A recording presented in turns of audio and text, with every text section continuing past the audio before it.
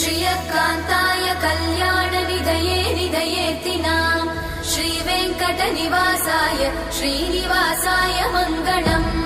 लक्ष्मी सविभ्रमालोकसुभ्रूविभ्रमचक्षुषे चक्षुषे सर्वलोकानां वेङ्कटेशाय मङ्गलम् श्रीवेङ्कटाद्रिशृङ्गाग्रमङ्गलाभरणाङ्ग्रये